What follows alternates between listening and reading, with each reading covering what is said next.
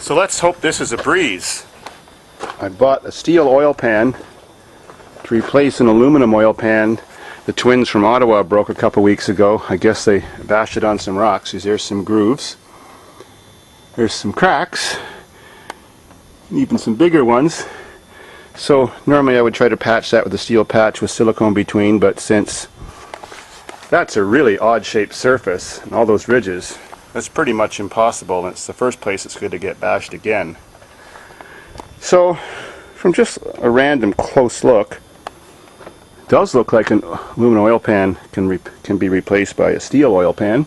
Paid $40 for that. Looks like it's in perfect shape. The difference is there's no tranny mounts on a steel oil pan, but I don't think that matters. There is a couple hard bolts to get at. Maybe some more hard ones back in there, so we'll have to see what's going to happen.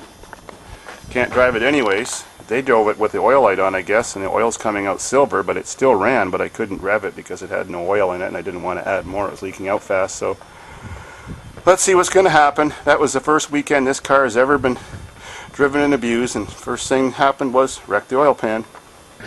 Well, removing that little tranny cover thing made it so easy. I can get it all the bolts no problem, so I'm just going to whip them off with one of my air tools. Wow, only 5 minutes. Well, she's pretty much ready to come. There we go. Now let's look for bits of crank metal deposit to see if this engine's worth saving. It's a little bit silver. So she's probably still good, I hope. Didn't want to rev it, make it knock. Well, I'll make a gasket out of silicone. Well, maybe I can reuse that silicone gasket. Either way, I'm not going to spend any money, except for the oil pan. Well, the other disadvantage of these cars is the oil filter is right there in rock zone. So, probably a good idea to protect them or just watch out for that corner. Well, it's all ready to be put back on. Got the silicone on her. Got the surfaces dried. And the damn phone's bugging me again. So the only difference was some bolts were too long, so I just got shorter ones from an Eagle Talon and put them on as oil pan bolts.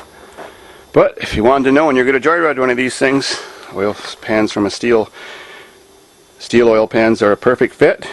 Now just to put that aluminum plate back in with 2 bolts and we're all set. Sweet.